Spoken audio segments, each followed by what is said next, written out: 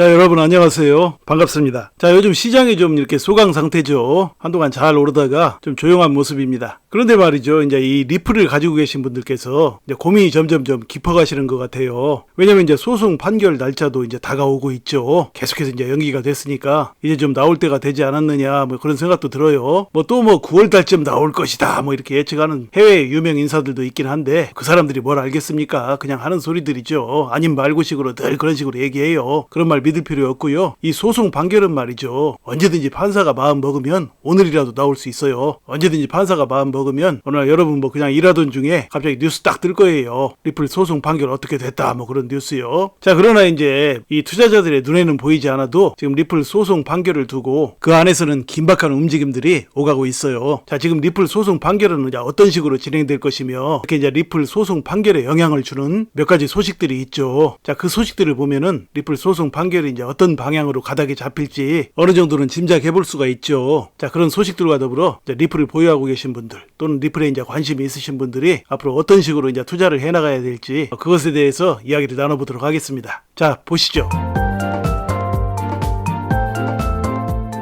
자, 우리 리플의 미래를 알려면 세계 최대의 가상자산 거래소 바이낸스의 현재 상황을 알 필요가 있죠. 자, 보시면 이 바이낸스가 말이죠. 미국과 유럽 규제에 점유율 42%로 하락 이런 내용이 있어요. 자, 내용을 보시면 자, 이렇게 이제 바이낸스가 지난달 거래량 기준 세계 시장 점유율이 42%로 조사됐대요. 근데 이것은 올해 점유율이 가장 높았던 2월달 있죠. 2월달에 57%보다 15% 정도 포인트 하락한 수치라고 그래요. 전 세계 거래량의 15%면 상당히 큰 거죠. 근데 시간이 지나면서 이제 더욱더 하락 이제 속도를 더 낼 수도 있어요. 자, 그 다음을 보시면 중국계 가상화폐 거래소인 바이낸스는 2017년 설립 이후에 급속한 성장세를 보이며 세계 최대 가상화폐로 올라섰다. 그런데 지난해 11월 경쟁자였던 FTX의 파산에 따른 반사 이익도 얻었다 그랬어요. 바이낸스와 FTX는 경쟁자였죠. 바이낸스는 세계 1위, FTX는 세계 2위, 3위 막 그랬죠. 자, 그런데 말이죠. 이때 무슨 일이 있었습니까? FTX가 파산하게 된 근본적인 원인이 어디에 있죠? 바로 바이낸스 CEO 장펑차오 때문이죠. 바이낸스 CEO 장펑차오가 FTX가 이제 부실하게 운영을 한다 뭐 이제 이런 얘기를 트위터에도 올리고 또 FTX에다가 이제 묻어뒀던 바이낸스의 자금이 있죠. FTX의 토큰이나 FTT로 묻어놨던 그 바이낸스의 자금이 있어요. 약 6억 달러 정도 되죠. 그 돈을 일시에 다 빼가버린 거예요. 그리고 나서 이제 FTX가 부도가 난 거죠. 전 세계 사람들이 그 모습을 보고 너도나도 이제 인출 러시가 일어나면서 그런 것들이 다 이슈가 돼가지고 이제 FTX가 이제 뱅크런을 맞아가지고 결국은 완전히 쫄딱 망하게 된 거죠. 그리고 나서 이제 FTX가 망하는 그 바람에 바이낸스가 이제 그 반사 효과를 얻었던 것이죠. 이 사진 보시면 그 FTX 사태가 터지기 전까지만 해도 그 바이낸스 CEO 장펑차오하고 이 FTX CEO 둘이서는 서로 도와가면서 상대방 거래소에 이제 코인의 지분 투자를 또 좀 하면서 잘 지내고 있었죠. 그러다가 갑자기 바이낸스 CEO 장펑차오가 FTX를 공격을 한 거죠. 이 둘 사이의 관계로만 본다면 이 장펑차오가 이제 그 FTX의 그 샘 뱅크 프리드만 이 회장을 배신한 것이죠. 그 FTX는 이제 완전히 망하고 그거로 이제 바이낸스는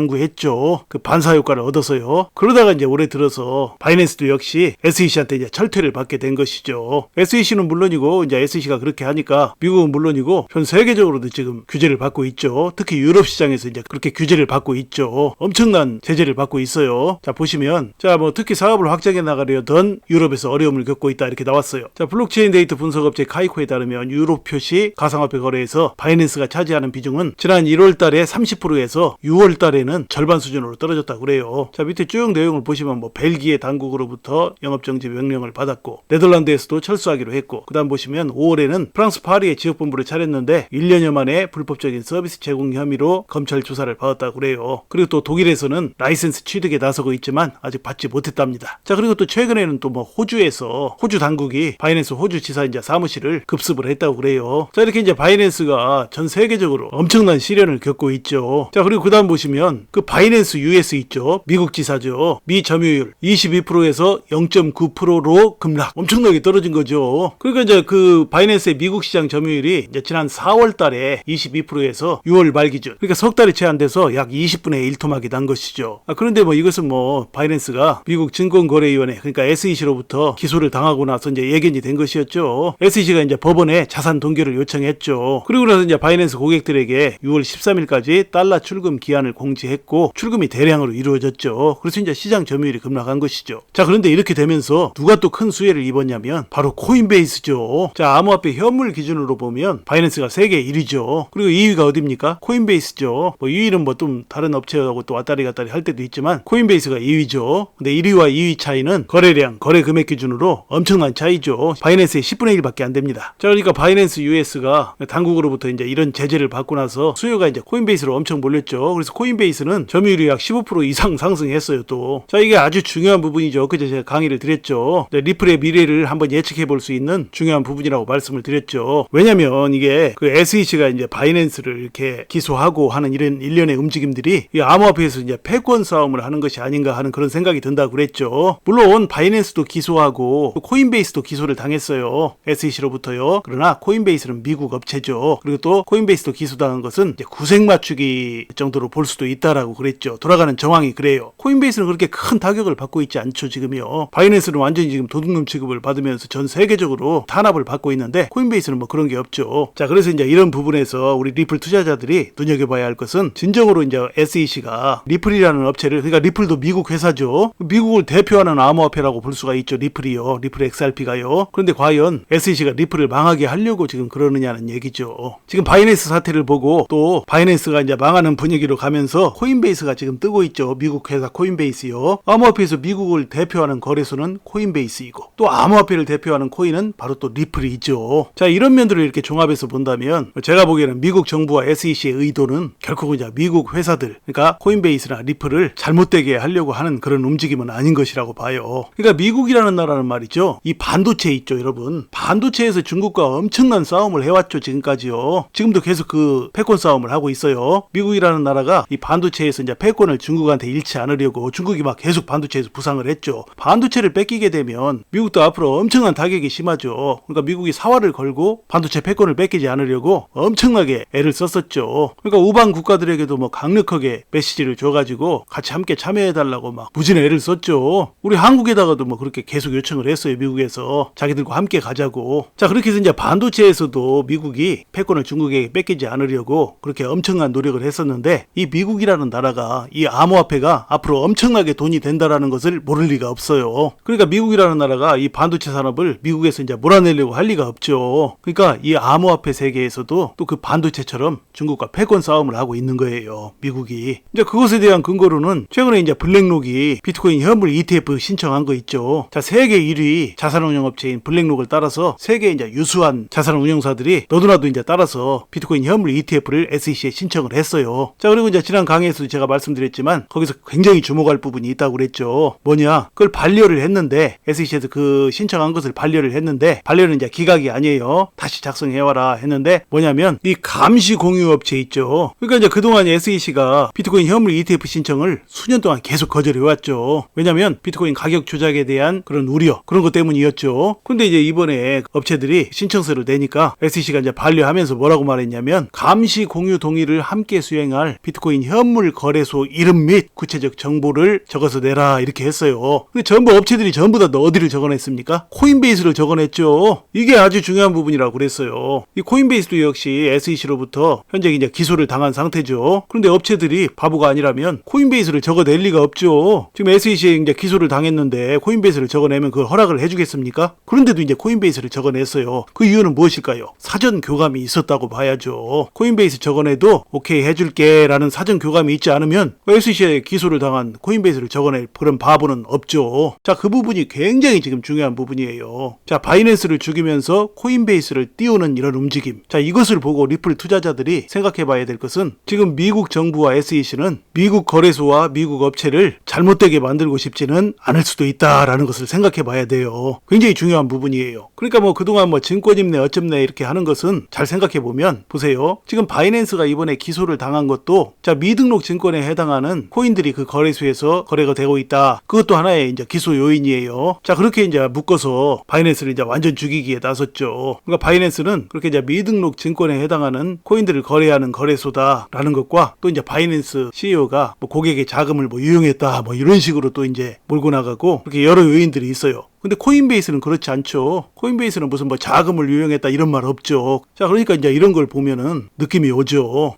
제가 보기에는 이 SEC가 리플 XRP를 놓고 뭐 증권이다 어쩌다 하는 이 부분은 제가 보기에는 이 바이낸스 사건이 어느 정도 이제 매듭이 지어지고 나면, 그러니까 이제 바이낸스가 완전히 팔다리 다 잘려나가고 미국 정부와 SEC가 이제 어느 정도 안심할 때가 되면은 어느 정도 결론이 나오지 않을까 그런 생각도 들어요. 그러니까 리플 소송 판결도 이 바이낸스 건이 이제 어느 정도 매듭이 지어지고 난 다음에 나오지 않을까 뭐 그런 생각이 든다는 얘기죠. 자, 그러면 이제 그때 그 소송 판결은 어떤 식으로 나오게 될까요? 일전에도 몇 번 말씀드렸듯이 리플을 놓고 지금 SEC가 증권이라고 하고 있는데 일부 부분에서만 증권이었다 뭐 이런 식으로 이제 판결이 나오지 않을까 싶어요. 그러니까 2018년 이전에 리플 측에서 이제 그 리플 XRP를 판매하고 이제 홍보하는 그런 게 있었어요. 그때 그 부분만 증권이고 나머지는 증권이 아니다 이렇게 판결이 나올 가능성도 높아요. 그렇게 판결이 나오면 이제 승소가 되겠죠. 리플이. 그렇게 이제 판사가 판결을 하는 그런 분위기 타임과 더불어 리플과 SEC가 서로 이제 좋게 합의를 하는 그런 쪽으로 가지 않을까 하는 것이 저의 관점입니다. 자, 그렇게 되면 리플도 살리고 SEC 체면도 세워주고 또 SEC 측 입장에서 그 전 세계에 수많은 그 알트코인들 있죠. 뭐 밈코인이니 알트코인이니 그냥 비트코인 말고 나머지 모든 코인이요. 자, 그런 코인들에서 제재할 것은 제재하고 뭐 살려줄 것은 살려주고 뭐 이런 식으로 가게 되겠죠. 그러니까 SEC의 입맛대로 죽일 놈은 죽이고 살릴 놈은 살리고 그냥 그렇게 간다는 얘기예요. 그렇게 되면 자, 전 세계와 미국 암호화폐를 대표하는 리플도 살리면서 그러니까 미국 정부 입장에서요. 리플도 살리면서 SEC와 미국 정부의 체면도 살리고 그로 인해서 세계 암호화폐의 패권을 확실하게 미국이 가져가게 되지 않을까 그렇게 예측을 해봅니다. 저는 그렇게 될 가능성이 상당히 있다고 봐요. 물론 뭐 정확하게 100%는 아니지만 이 돌아가는 정황상으로 보면 그렇게 될 가능성도 상당히 있다고 봅니다. 부디 리플은 물론이고 비트코인이나 이더리움 그리고 도지코인, 베이비도지코인 기타 많은 코인들에 투자하고 계시는 수많은 시청자 여러분, 앞으로도 차분하고 지혜로운 투자로 여러분의 인생을 바꿀 만한 멋진 수익들을 내시기를 간절히 소망합니다. 자, 이야기를 마칩니다. 여러분 시청해 주셔서 감사드리고요. 항상 건강하시고 행복하세요. 감사합니다.